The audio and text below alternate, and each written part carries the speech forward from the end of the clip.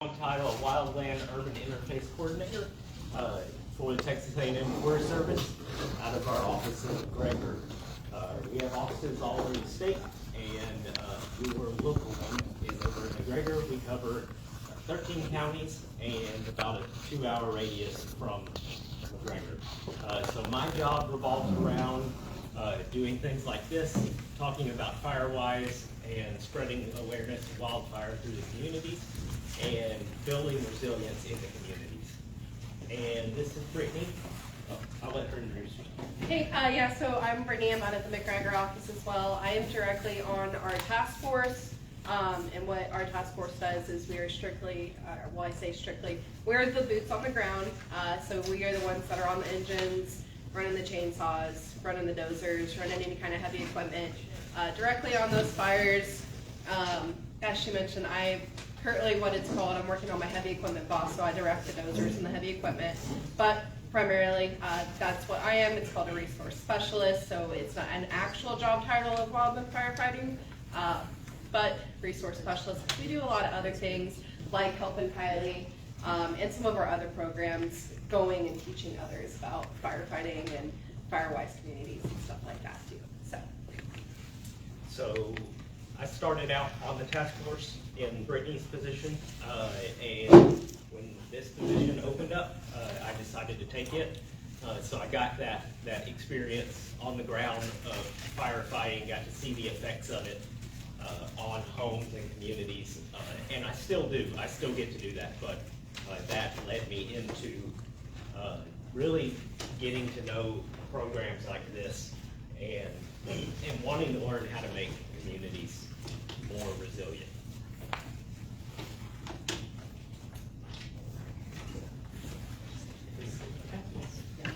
All right, so a few things we're going to go over today. I'll tell you a little bit about what the Forest Service is, because a lot of people don't know that we even exist, and what we can provide for you, why being fire resistant is important, and what you can do to have a fire resistant home, and then lastly, what Firewise USA is. So the Texas A&M Forest Service was founded in 1915. We were built originally established to conserve the trees, pretty much. We were established over in East Texas. A lot of logging was taking place, and it was noticed that there needed to be some kind of regulation on that and some kind of oversight. So therefore, we were formed to try to protect the resources of the state. We do have over 60 offices across Texas, and that number is going up thanks to some legislative funding that came through in the last couple of years. We have established a few more offices, and those keep coming up, and we are getting more personnel. We are an all-hazard response agency, so we respond to wildfires, floods, hurricanes, tornadoes, storms, any kind of natural disaster, or in some cases it can be a man-made disaster also. We will respond to that if we are asked to. We send people all over the state, all over the country for various different things. Most of our all-hazard response just stays in the state, but we do send people out of state over all the way to California, over to the East Coast also for fires. Who remembers, I heard somebody talking about it earlier, but who remembers the snowpocalypse or snowvid that happened back in 2021? So myself and 3 other co-workers, we were actually up in Dallas or Fort Worth area at the FEMA warehouse, handing out the water, the MREs, the blankets, the generators to the counties all across Texas. And those that were in our office were actually staffing a water tender truck to assist Waco Fire Department because they couldn't use the hydrants because they were all frozen. So they had our truck to go and fight fires with, essentially, and house fires, anything like that. So just to kind of give y'all a glimpse into the all-hazard response, that we're not just that wildfire. I can point that out. I got to be a structural firefighter for a day. Well, 2 days, but that was it. Okay, so our primary role is serving the citizens of Texas, and we are the lead fire agency in Texas. We are there for volunteer departments or paid fire departments when they need a little extra help. So when Waco Fire had a problem with all their stuff freezing up, we were there to provide some more water for them and just be that resource. But for wildfires, the smaller departments such as Whitney, Hillsborough, Aquila, those smaller departments around here oftentimes request us to come help with wildfires when they need a bulldozer, when they just need some more hands, when they need a couple more fire engines. We're always ready to head out and help out with that. And then we do provide a lot of things to those rural fire departments. There's lots of grants and funding that can get through to those. Our guy that runs that, he's our fire coordinator. He is pretty proactive, so y'all's local fire department here is probably well aware of those programs. But if y'all are tied in with that, make sure they're aware that we do provide some stuff and to get in contact with us if they don't know about what we can provide for them. And then lastly, fire prevention. We do the Smoky Bear campaign. That's our job to run that in Texas. We do take those requests from schools and nonprofit organizations, Texas state parks, to come out, bring Smoky Bear, or even just come out and do a fire prevention booth at an event. And then various other things that we do. We have people spread all across the state for. We do forest health, forest management plans, tree care recommendations. We do prescribed fire. That is something that we do run ourselves here. And then also have some water resource management folks down in San Antonio that kind of cover the whole state. Okay, now getting into the little bit more interesting stuff. So the term fire resistant when it comes to landscaping is something that to think about as what does the term resistant really mean? Because just because something is fire resistant doesn't mean it's fireproof. Everything will burn at a certain point. And so what we have around our homes and what we choose to have there is very important when it comes to how your home is going to survive.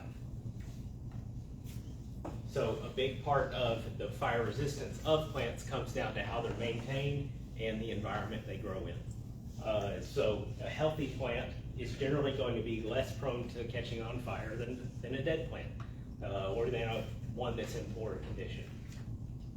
So if we have something that is not pruned up, so we've got a bush like a boxwood, and it's not pruned. It's still got all the dead, scraggly stuff on it, and it's been dropping leaves for 5 years, and it's got all those leaves under it.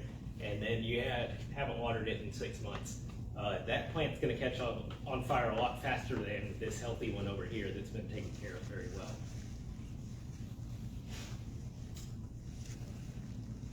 So, like I said, there's no fireproof plant. Everything will catch on fire at a certain point. We were talking over here with these ladies about how even though something may seem like it won't catch on fire, given certain weather conditions and times of the year and amount of rainfall received, those plants that are green can actually can combust when they do get exposed to fire. Oftentimes we will see junipers or cedar trees. They're perfectly green, but it's the dead of summer, and they get a low fire going to them, and they will just explode with fire because they are so volatile because of the weather conditions and the oils that they have in them. So a couple things that tie into the flammability of the plant is how readily the plant will ignite, and then the growth characteristics of it. So this will make more sense as I get into the actual plants a little bit more, but plants that do not readily ignite, they can generally withstand a little bit higher temperatures, and that's temperature meaning like fire temperature, not not just the ambient temperature from the summer sun. These plants are going to have a higher moisture content. They're going to have they're going to lack those resins and oils, like when you get a juniper that's kind of moist and you squish it in your hand, it's kind of oily. Or some plants that have oily leaves, this is going to be the opposite of that. It's going to be something that it's more of a moist leaf, and it's going to hold onto that water harder. These are also going to have a lower amount of energy released when they are ignited, so that means it's going to put off a smaller flame of something that is more flammable of the same size, and they're going to have a lower ember production of when they do catch on fire. Okay, so how growth characteristics tie into all of this. A faster growing plant, that's going to generally require some more upkeep of it, some more maintenance, and also tends to produce some more dead matter as it does grow. Because it's growing more, it's also dying back a little more, dropping some more leaves potentially, and some more dead stuff as it's growing. Some slower growing plants that require less maintenance, generally they're going to be less flammable. Very, very broad general term though of being less flammable. So something to look at is ivy, how ivy grows versus how succulent grows. You know, English ivy crawls up the side of the house, and it can live there for years and years and years and just keep getting bigger and bigger. Whereas a succulent of the same age doesn't get bigger than this, and ivy has produced all of this flammable material going up the side of your home. Another characteristic is the pattern, how it actually does grow. So lower growing plants are going to be better suited near your home when it comes to fire. And these are going to be low growing plants that are also not flammable. So yes, they're low to the ground, so they are more prone to getting heated from, say, mulch burning and then catching on fire. But if that plant does catch on fire, it's not as close to the eaves of your home where it's going to push heat into your home. So this is going to be so open versus compact branching. An example of compact branches would be a boxwood, and then open would be like a red yucca. So both ground cover plants, but the red yucca is pretty sparse. There's not much there to catch on fire. It's very moist. Whereas a boxwood, it's very dense, and it also has lots of oils in it that do make it flammable.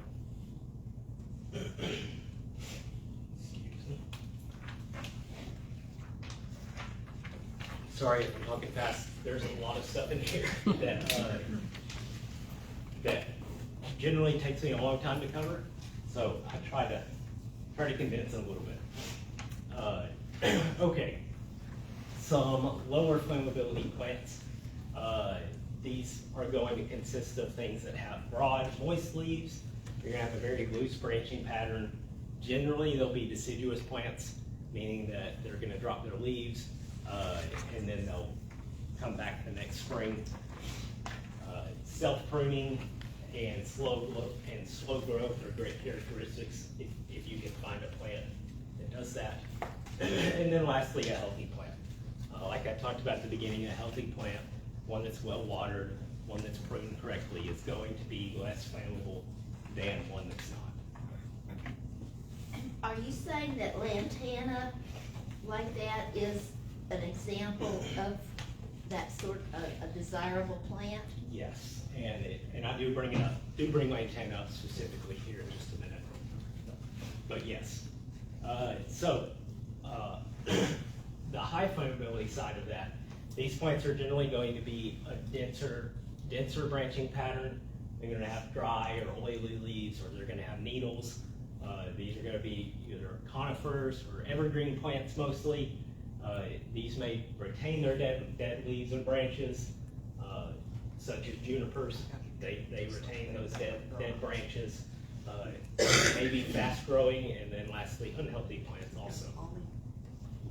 It's not. So Yopon, we've got a little bit of it around here. It's more heavy as you get east, but that's a good example. Boxwood would be another good example. Juniper, any of those evergreen type plants that like to hold on to that green all year round. Okay, now getting into actual Firewise USA recommendations. I'll cover that program at the very end, but this is one of their graphics that just helps illustrate where to put different plants in different zones. Let's see, yep, maybe it does not work on the screen. So that 0 to 5 feet zone, if you can't read, right here it says 0 to 5 feet, that's gonna be that red zone around the home, and then we're gonna work out from there. So close to the home, that 0 to 5 foot area, this is where we wanna use those short plants, but also with the higher moisture content, because we don't want them to, if they do catch on fire, we don't want a large flame. We don't want that high ember production. So these are going to be these are going to be lower growing generally, low to mid growing, but they're going to be very moist. These are generally going to be your annuals. Primrose, great example. Everybody's hopefully seen those, and they're just super soft, super moist. It may require a little bit more upkeep. I'm sure lots of y'all have flower beds around your home, and you know that you plant something right now, and in a few months you're going to have to go dig it up and plant something else for the summer. So maybe a little more upkeep, but they generally still look nice, and there's still some characteristics there that are not as flammable. Yes, sir. And we were talking about the mulch thing, about wood mulch being not a good option within that, real close to the home. Yes. Do touch on it here in a few slides, but we were discussing mulch and options for right around your home in this 0 to 5 foot area.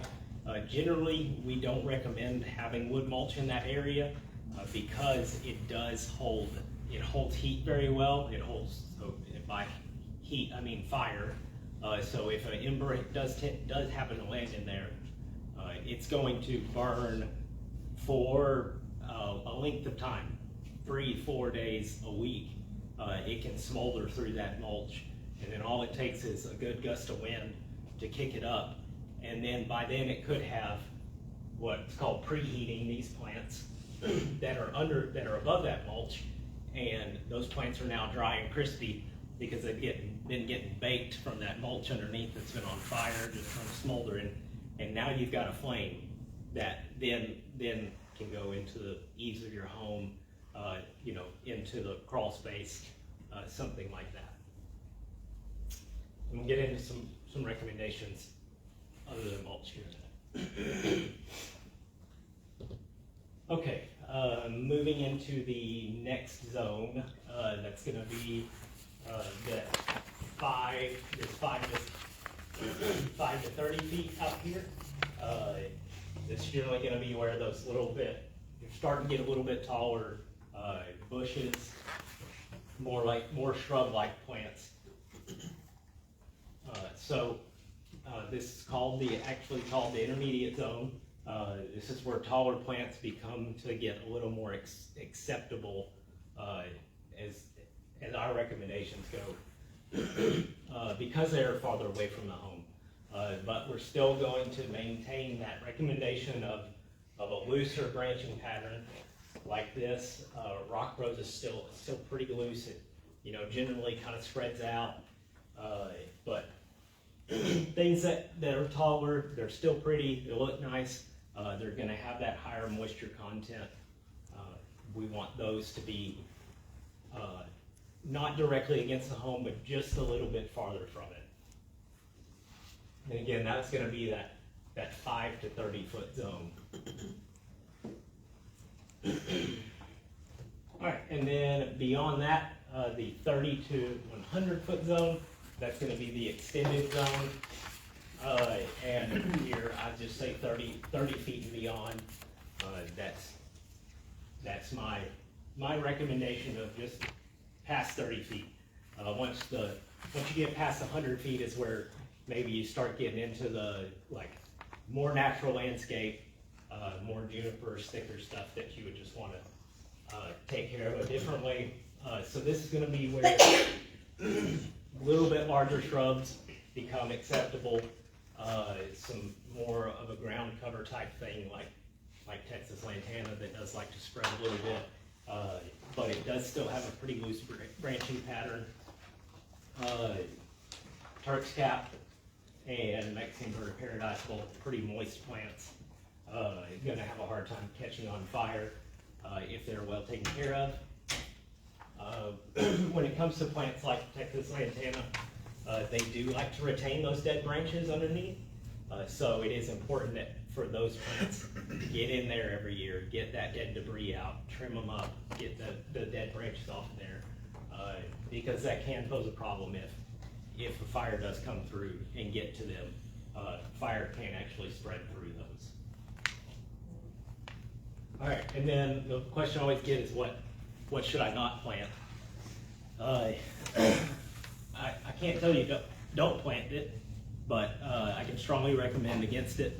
And if you do plant something like this, do it well away from your home.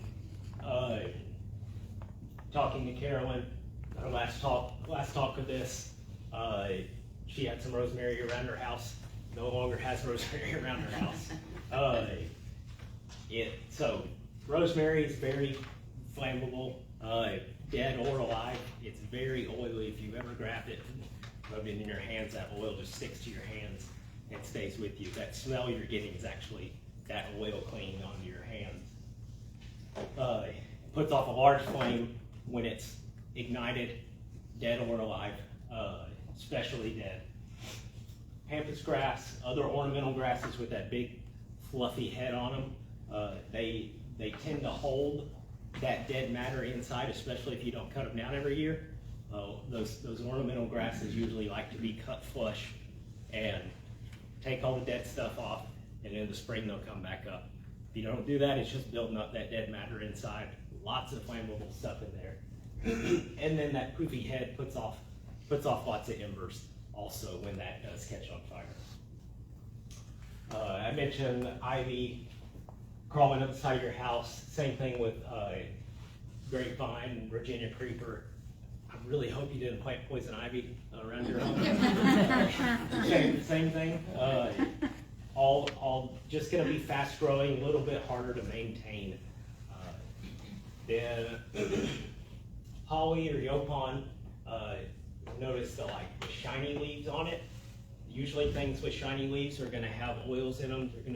They're going to have that higher oil content and volatile chemicals in them that when they do burn, they're going to burn more intense than something with a very fleshy, moist leaf. Junipers, other evergreens, the blue cypresses, the spirally plants, the spirally evergreens that go up. People like to have on the corners of their house. These are what is called a ladder fuel, where these can carry fire from the ground up higher, up into a canopy, up into the eaves of your home. So this picture here specifically planted very close to the home, and the top is touching the eave. So if that catches on fire, fire straight up into the eaves. If you do have, and then boxwood, very popular shrub for up near the home. Some people think it looks nice. Sorry if you like boxwoods, I don't like them. But if they're right up against your home, they catch on fire, they're putting off a lot of heat just right there against it. They do drop those leaves right underneath them. They're not well maintained. They can be very flammable. If you like boxwoods, great. Just don't put them right against your home. Because with all of these things, if you like them, that's fine. You can plant them. I just urge you to get them away from your house a little bit, because these are the type of plants that are going to cause larger problems.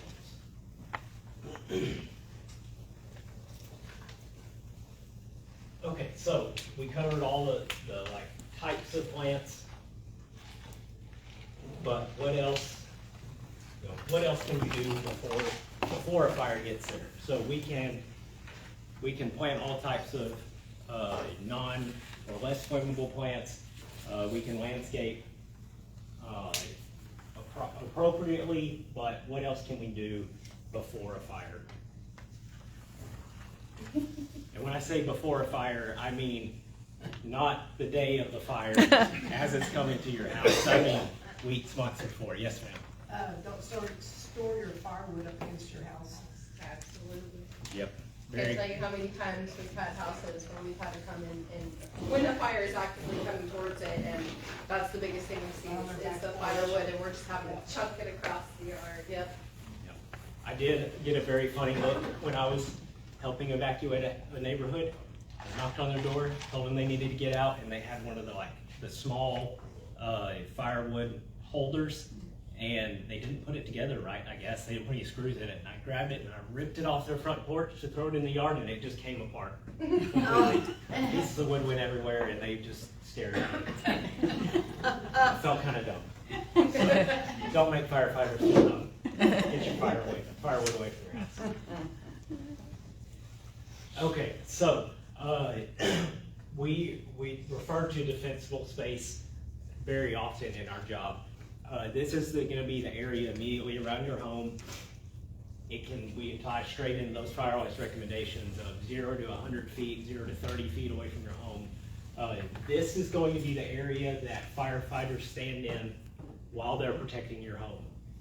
If your home looks like the one on the left, it has a much higher chance of surviving than the one on the right. One, because it's not covered in fuels, but two, because as firefighters, we're going to stay and protect the home on the left. Whereas the home on the right, we're going to knock on your door and say, hey, fire's coming, see ya. And we're going, because we can't protect this. It's not safe for us, it's not safe for you. We're getting people out, and we're moving on to those homes that have done their job to try to protect themselves on the left, whereas those ones on the right. We'll do what we can. There's a gray area kind of between the one on the left and the one on the right. If there's some stuff that we could do that may allow us to stay there, we will. But if we assess it and decide that it's not worth the risk that it's going to pose to us or the other firefighters, we will continue on down the road. To kind of break that down, so one thing that us as well as firefighters, when we are doing coming to houses to do structure protection, one of the biggest things that we look at is how many resources do we have that can come and help us with this house, and how much time is it going to take to make this house something that we could consider prep and leave. Prep and leave means that we are going to do what we can. We're going to throw that firewood off your porch. We're going to take those beautiful rocking chairs. We're going to chuck those across the lawn because that's flammable, right? Is it going to take us a lot of time to do that, or is this something that we just do not have the personnel? I have 3 other people in my truck, so there's only 4 of us, and this is a 3-hour job to make this house a little bit better to where we could essentially. So that's something to kind of think about it in that way, is how long would it take a group of 5 to 10 people to clear out an area to make sure my home doesn't burn out? Yes, so the more you can prepare ahead of time, the less time they're going to have to put into that. The more likely they are just going to stay there or stay in the neighborhood and keep an eye on your house to protect it. Okay, so that area right around your home is where those flammable materials could possibly be that embers would ignite. So ember showers, they can start 30 minutes or more before a fire. They can start a couple hours before a fire. Fire may be a mile away, but with the strong enough wind, the right weather conditions, you can be getting embers dropping on your home from something that far away.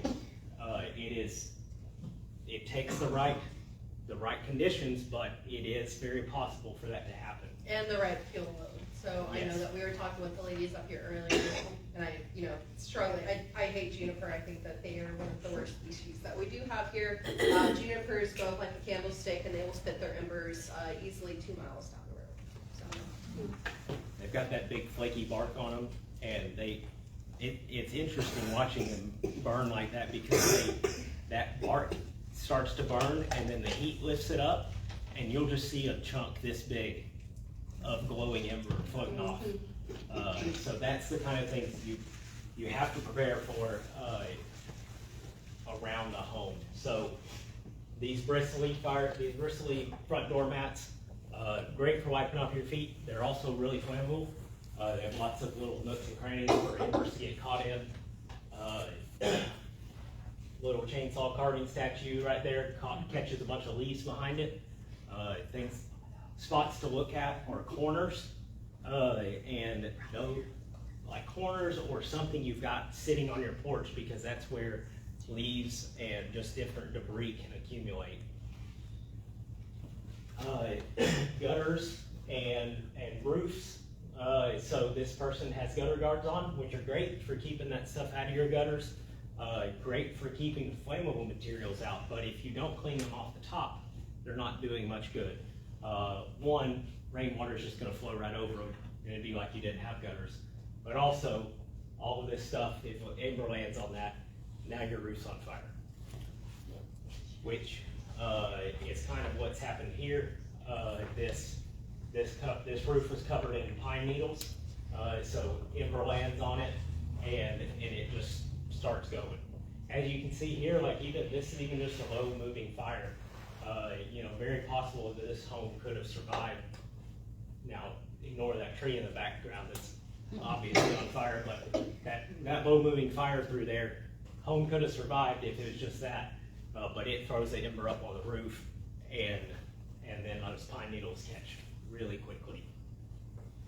Same for leaves. No, we don't have pines around here, very many pines, but same goes for leaves on your roof. The term home hardening, that refers to anything that you can do around your home, whether that's construction-wise, adding onto your home some different small things, whatever you can do to make your home more fire resistant is what the term home hardening is. So it can range from very cheap to very expensive.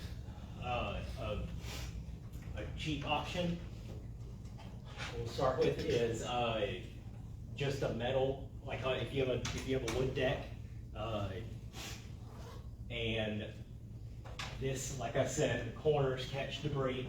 So you can see right here, there's a piece of like L-shaped metal flashing that they've put on there, so that if something does get accumulated in there, at least those embers aren't going to catch and burn that, because just like the corners like to catch debris, they also like to catch embers. That's a good spot for those to grab onto. Also an 1/8" mesh, so like an 1/8" metal screen, anywhere like your gable vents, or if you have a crawl space, eave vents, anything like that, that there's an opening into your home, you want to have an 1/8" or smaller mesh, and make sure it's metal, not plastic, or fiberglass that tends to rot. But that metal is going to keep those embers from coming into your home, because especially when there's a fire near your home is going to be moving air in and out. It does it all day, every day. It moves air in and out. That's why we have vents. So when there's heat, it's moving air, and it's going to suck embers into your home. It can actually suck them into those vents, and now you've got a structure fire on that started from the inside when there's a wildfire outside. Very bad situation if you've got an ember that's now in your attic, you may not know about for 10, 15 minutes, and by then it's too late. So that 1/8 inch or smaller is what's been proven to stop those embers. For the most part, will stop those embers. And lastly, some kind of metal gate. If you have a privacy fence, those privacy fences, a lot of these new neighborhoods that are, DR Horton, whatever the other ones are, the cookie cutter neighborhoods, and privacy fences just run right up to the home and then right to the next one, and then the house, and then privacy fence. It's like a stack of matchsticks right into your house. So putting a metal barrier or a stone barrier between the home and the gate, or the home and the fence, is going to increase the chance of survival should that fence catch on fire. Lots of newer neighborhoods that I've seen down in Austin. Excuse me, I'm about to sneeze.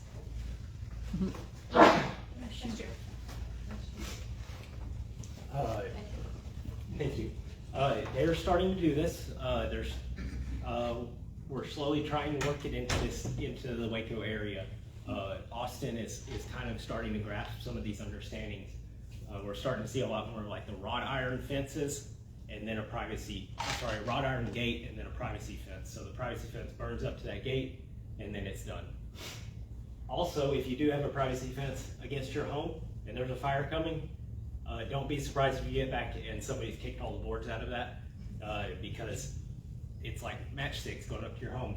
As firefighters, we're going to do what we can to save your home, and that may be going through the neighborhood and taking a chainsaw and cutting that fence off of everybody's home. It does happen. Okay, and then another part of home hardening, we can use various things to create fuel breaks between our homes. This is where mulch thing comes in, because mulch is very flammable. It's wood, it's natural, it's gonna burn. Even if it's wet and moist when you get it, it's gonna dry out at some point. So we want to create these barriers between our home. And so right here, a good example of a barrier, even though they've got wood mulch against our home, they have isolated this little landscaping area so that it did catch. This little spot right here is actually ash. It's burnt, but it didn't make its way to the home. And then over here we've got actual pathway, a brick pathway, and then right here we have stone right around the flower bed in place of mulch. So anything you can put there, like granite, crushed granite, like the decomposed stuff, or lava rock, river rock, anything against your house that's not going to burn, if amber lands in it, is going to be ideal instead of mulch. So another view of that left picture is this one. They've got that rock right up against that actual house, and then they've got a stone pathway, and then their flower beds.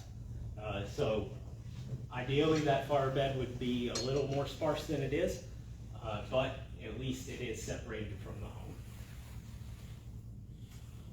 Another use for this gravel spacer, doubles as a splash guard. Lots of red dirt around here. If you've got a white stone and it rains and splashes red dirt on your house, and now you've got a red stone house instead of white, gravel can sometimes fix that. And then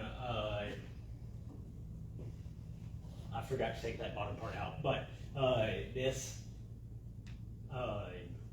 bush over here is, I think the point of this was, it's over here away from this window. Something I don't have in this slideshow is, if you do have taller shrub-like plants around your home and they're around windows, try to cut those back. If you do just absolutely love those, at least get the ones in front of the windows away, because when a plant burns, right up against one of those windows, it can actually crack that glass, especially if you have a single pane window. A lot of older homes still see single pane windows. That glass will crack and fall out, and now you've got direct embers going right into your home, especially if you don't have screens on your windows. Ideally, you would have a metal screen and then double pane windows. That outer pane lots of times will crack, but there's still that insulation of air or a vacuum, absence of air between the outer and the inner layer of glass, and kind of can save your home from, or save that window from completely failing and letting embers in. Just another example of ways you can use rock around your home. All right, I think this is, last slide. Last meaningful slide. So just some general maintenance. Keep your lawn irrigated if you can. It's very difficult here in the summer, especially when we start getting under water restrictions. I like to recommend just watering your foundation over the summer.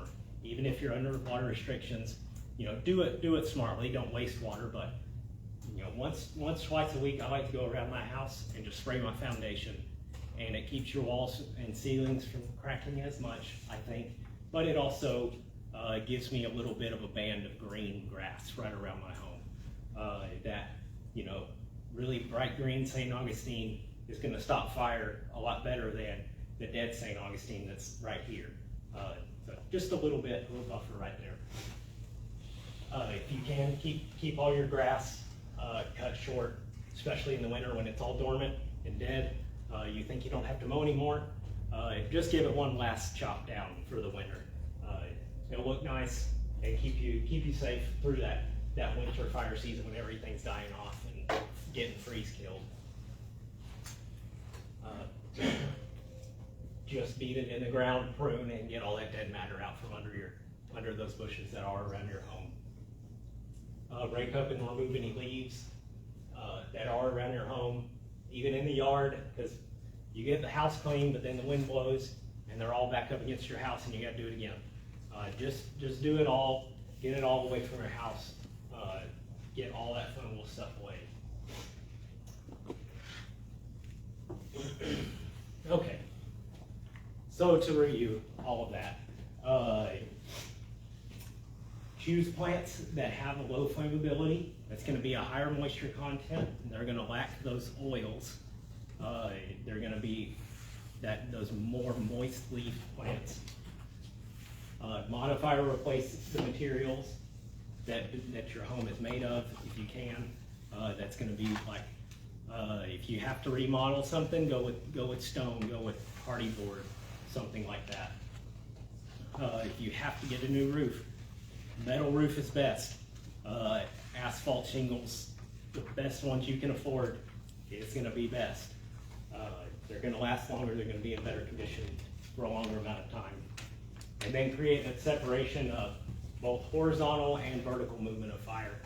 So horizontal movement, we're using gravel pathways, flower beds with rock mulch in them. That's going to be a horizontal movement of fire. And then removing those ladder fuels, such as ivy or trees that are going right into the eaves of your home, that's going to be that vertical movement.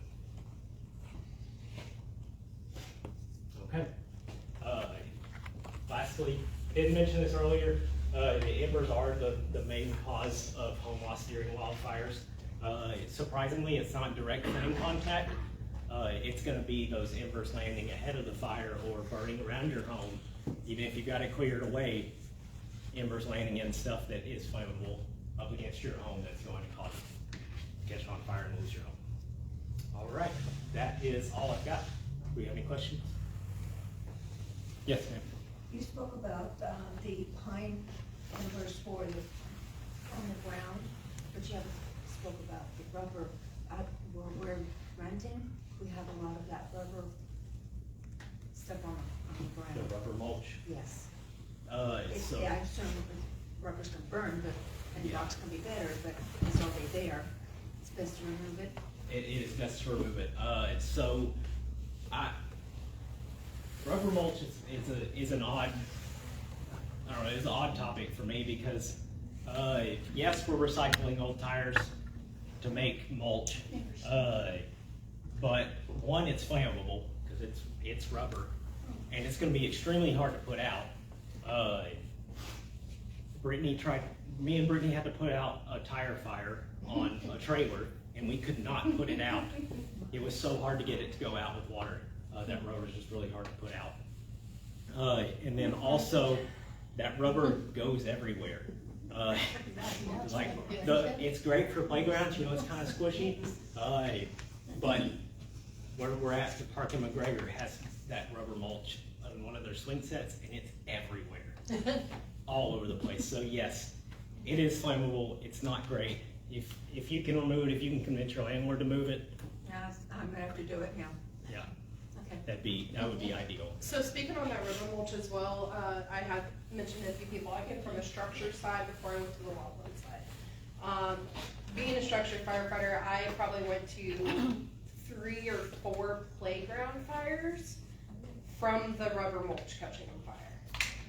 And as Kylie said, rubber is a lot harder to put out, and when it burns, it stinks. I'm not even gonna lie, it stinks. And, but while yes, it definitely does, a lot of people do think that that's a good barrier to have, instead of the actual mulch or instead of the rock, they think that, and it does help in some ways, but if embers land there and it still catches on fire, rubber will burn no matter what. So, yeah, of course. More questions? I have a question. Yes, sir. We just moved to the White Bluff community a little over a year ago, and I noticed that there's a lot of dense woods and underbrush and stuff, but I don't notice fire hydrants. Are you familiar with that area? We can all answer that for you. I see these PVC pipes that stick out at a 90-degree angle about 2 feet off the ground. I don't know what that is. Yeah. Maybe that's their fire hydrant, but No. I was just curious. Sometimes it can be. Sometimes those pipes that stick out are called dry hydrants. Yeah. That made me feel good. So it's more of a suction-based thing, right, Brittany? You got to apply a suction to it to pull that water out. Oh. And there's going to be a tank somewhere, or it's on a stock tank. I know about White Bluff. I'm not real familiar with it. It's going to be best to get with the HOA and the fire department around there and ask those questions. I do know White Bluff is a touchy subject because it was more of a let's build it and hands off kind of thing. So Let's build it and figure it out later. but I'd be happy to help get in contact with whoever you need to. And sadly, a lot of things with those hydrants too. Again, going back to my structure days, I had a community that had absolutely 0 hydrants, and it was a 5-street, 4 or 5 vertical with a bunch of crossroads in there. There was easily 100 to 200 homes in there, and they had not a single hydrant.